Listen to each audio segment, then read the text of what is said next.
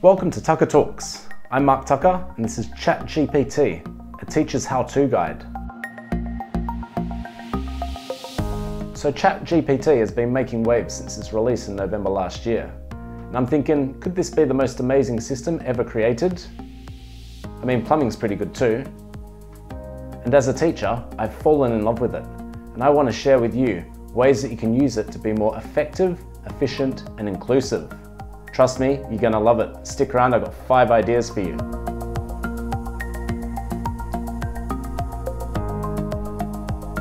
So yes, ChatGPT can efficiently make teachable content. Now I'm a media teacher. I'd like to make a lesson on symbolic codes. Let's try this. Generate a report on symbolic codes used in film, including color, body language, clothing, setting, and symbols. Symbolic codes are an essential part of the language of film, used to communicate ideas or themes to the audience. These codes include color, blah, blah, blah, blah, blah. Right, color. Color is one of the most potent symbolic codes in film. Different color are associated with various emotions and ideas. For example, red is often used blah, blah, blah, signify danger, passion, anger, blue, etc. Then it goes on to body language, clothing, setting, etc. Well, okay, not bad.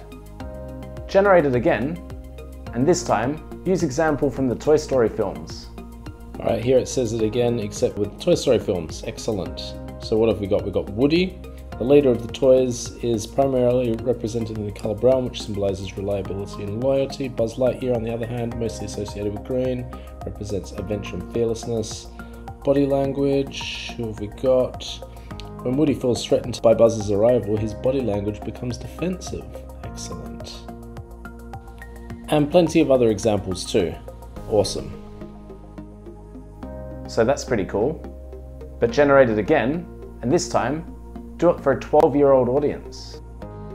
Symbolic codes are an important part of how movies tell stories. They are special signs and meanings that are used to represent deeper ideas and emotions, etc. Color. In Toy Story, each of the main character has a different color that represents their personality and role in the story. For example, Woody is usually associated with the color brown because it represents reliability and loyalty. This is more simple. I like it. I like it a lot. Generate again, but this time add 2 relevant quotes from the director of Toy Story. Right, so it's regenerating the same report, and it should have some quotes. According to John Lasseter, color is an important tool for expressing character in a movie. It's a way of giving the audience an instant read on a character. Wow, perfect. And if I go through, there's a whole bunch of quotes by him. Awesome, it's just perfect.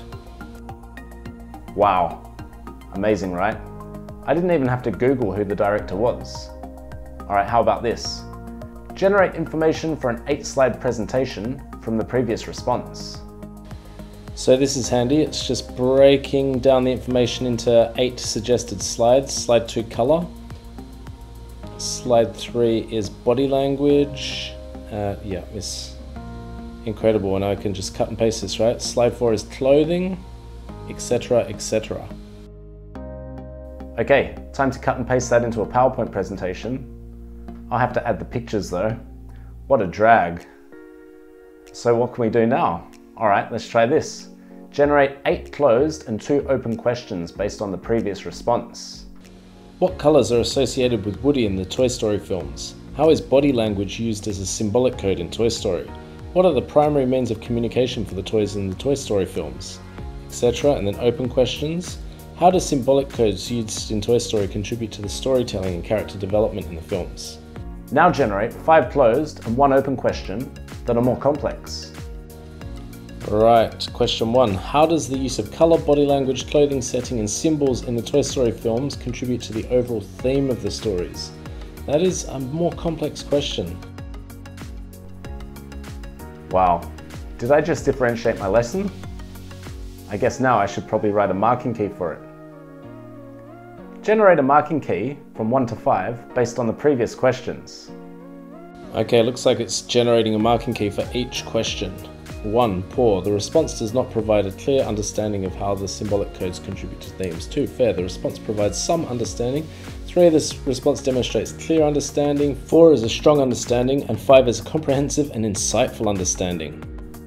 ChatGPT, I love you.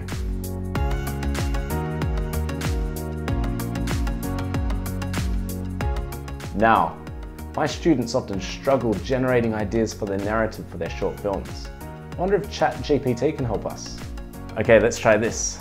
Generate a screenplay with 3 characters at a school in the genre of comedy about the importance of using sunscreen. Add a subplot about how teachers drink way too much coffee. Alright, well, it establishes setting and characters, and then it goes onto script. Jenny, smiling and holding a bottle of sunscreen. Hey guys, did you bring the sunscreen today? Dave, sarcastically. Oh yeah, sunscreen, because a sunburn is just what I needed to make today even better. Tyrell, smirking. I don't need sunscreen. I'm already hot enough. Jenny, rolling her eyes. Come on guys, sunscreen is important. You don't want to end up like our teachers. And then cuts to the teacher's lounge, etc. I won't read it all. Not bad, not bad. Generate the same narrative again, but this time in a Martin Scorsese gangster style instead.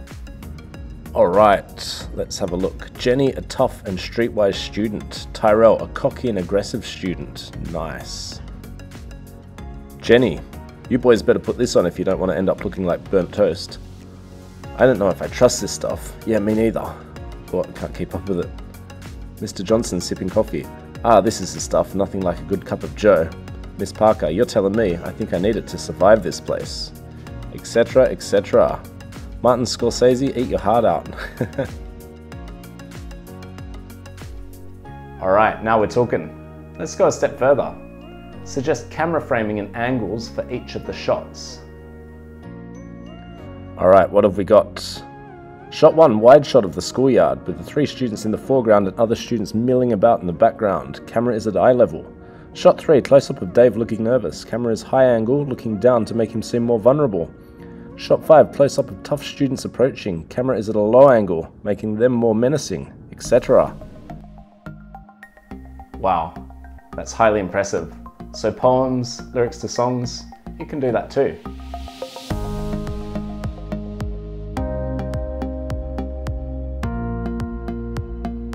And how about feedback to student response tasks? If they've submitted digitally, cut and paste it into ChatGPT. Below are the A and B grade descriptors for media, which I cut and pasted from the syllabus. Can you assess the following report and see if it fulfills the requirement of an A or B grade? And then I cut and pasted that from my students' work.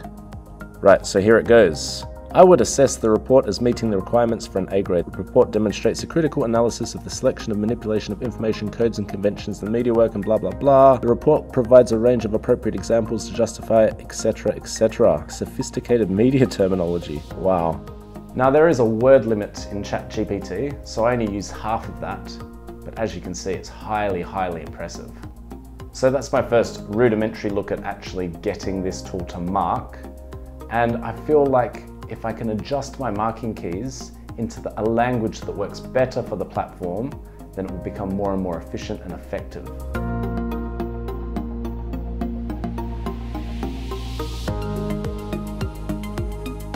Well then, how about report comments? Let's generate a report comment for a B grade student who tries hard, stays on task, and can be trusted to work independently. Based on your performance, it's my pleasure to acknowledge your hard work and effort in your studies. Your dedication to staying on task, working independently is commendable. A bit wordy. Regenerate at half the length. Great job on your work so far. Your effort and ability to stay on task and work independently are commendable. You have consistently met the requirements for a B grade. I've got a lot of students like that. Generate 10 more comments that are similar, but in different words. 1. I want to commend you for your dedication and hard work, blah blah blah. 2. You're doing a great job in your studies, and how much time am I saving right now? Seriously, how much time am I saving? Amazing, amazing. Alright, let's stop a minute. I know how you're feeling, people, and welcome to the future. And I'm feeling optimistic. My first taste of AI currently lands on the utopia side of the utopia-dystopia spectrum. But it's a sliding scale, people. Add time to the equation, and who knows where we'll end up.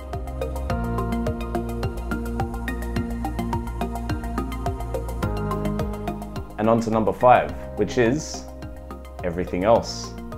Letters to parents, newsletters, behaviour reports, individual education programs, you name it. Seriously, you guys name it in the comments.